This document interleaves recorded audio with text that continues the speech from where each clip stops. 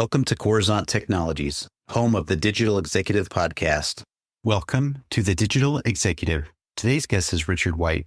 Richard White is founder and CEO of Fathom.video, a free app that records, transcribes, and highlights your calls so you can focus on the conversation instead of taking notes. Fathom.video was a part of the Y Combinator W21 batch, which is one of only 50 Zoom app launch partners and is one of a small handful of companies Zoom has invested in directly via their Zoom Apps Fund. Prior to Fathom.video, Richard founded UserVoice, one of the leading platforms that technology companies, from startups to the Fortune 500, use for managing customer feedback and making strategic product decisions. UserVoice was notable for being the company that originally invented the feedback tab shown on the sides of millions of websites around the world today. Well, good afternoon, Richard. Welcome to the show. Thanks for having me. You bet. I appreciate this, making the time, hailing out of California there. I know we've got a little bit of a time difference here in Kansas City, but I do appreciate you making the time, Richard. And Richard, jumping into the first question here, your early work at Kiko, if I pronounced that correctly, placed you at the forefront of the Y Combinator batch. How did this experience shape your approach to entrepreneurship and influence your future projects? Great question. So very fortunate experience, honestly, early in my career to stumble upon these people building this online calendar called Kiko, kind of cold emailed them, got onto the team. And it was two founders and myself at the time. And, Y Combinator is obviously well known today. It's one of the biggest kind of seed funding organizations in the world, companies like Dropbox and Airbnb and stuff like that. But, 15 years ago when I worked there, it was just, 10 people in a room working on startup stuff. And I'm from North Carolina originally. I did some startup stuff. I tried to do my own kind of like businesses growing up, but never really found a community of people that were like-minded, kind of like tech entrepreneurs. And I got really fortunate. I stumbled into this group of folks, hacking on random websites in a kind of a small office in Cambridge, Massachusetts, the Y Combinator office. And so I think, really how it helped me is it got me into this amazing tribe of people that are building tech products. The folks I worked on Kiko with went on to found a company called Twitch, which I think probably a lot of people have heard of. And that same office also was where Reddit was born. And so, I moved out to California with basically all of those folks and really got into California in 2006 in between, the boom cycle of the 90s and the boom cycle of the 2010s. It was kind of dead here, but I was just really deeply embedded in this like really amazing startup community.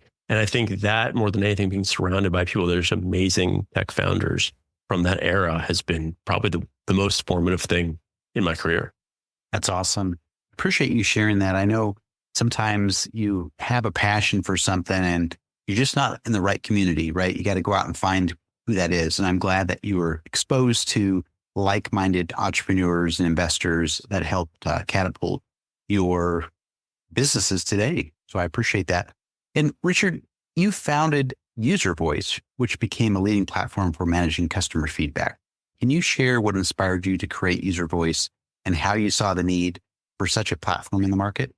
Yeah, I think the common thread amongst all the companies I've started is they generally have solved my biggest problem I had at the previous company. I was frustrated with calendaring, and then I went to work at Kiko. At Kiko, I was frustrated with trying to field lots of customer feedback. We had thousands of users. And there's a 3-person team. And so we just really had a hard time getting on top of what are people telling us, the biggest problems are, what features should we build, that sort of thing. And I mentioned working on Kiko, we shared the office with Reddit. And so UserVoice originally is kind of like Reddit for product feedback. And, that was kind of the whole inspiration. It's like, let's solve this problem. And, I think when I started Fathom, which, started about 4 years ago versus UserVoice, which I started about 15 years ago, I started Fathom, I was much more intentional about sizing the market before getting started. With UserVoice, it was much more of like, I built it to solve my own problem. And I mentioned kind of the startup community I was in San Francisco. And then I gave it to 5 friends and they really liked it. And they gave it to 5 friends who really liked it. So it's much more organic. And I think, but it was very clear we built the first version of UserVoice. And within like 3 months, I had, 20, 30 different friends, startups that were all using it, loving it. And I was like, okay, there's something here. And that was like a good signal to keep pressing forward on it. Thank you. It does help our audience. We have a lot of entrepreneurs in the audience, a lot of technologists, but really the culmination of all of your experiences and exposure in launching different things certainly helps a lot of our folks in our audience. So I appreciate that. And Richard, Fathom.video was one of the only 50 Zoom app launch partners and received investment from Zoom's App Fund. How did this partnership come about and what has it meant for Fathom's growth? Yeah, it's interesting. Like I mentioned, Fathom being kind of the second really serious company that I started myself as the founder, the UserVoice being the first, I was much more intentional about distribution. I think my buddy Justin, who is founder of Twitch and Kiko, has this saying, first time founders think about products, second time founders think about distribution, which I just love that quote. I think it's very, very on point. And, we had this, it's funny, we had this theory about how we were going to get basically viral adoption with Fathom, which we actually have, right? It's very much spreads word of mouth. The hardest problem about word of mouth or viral based, distribution strategies is how do you get the first, 1,000, 10,000, 100,000 users, right? It's got what we call a cold start problem. And literally, I think 3 weeks after we started Fathom, and we just we didn't have a theory for the cold start problem. We just were going to grind it out by messaging network, people in network and stuff like that. Zoom announced they're building this marketplace and building this whole new kind of plug-in architecture to build apps into the Zoom client. And it was kind of crazy. It was one of those moments where I was like, oh gosh, we're 3 weeks in. This is exactly what we need. We need to be building on this platform. They just announced this. It's going to go live in 3 months.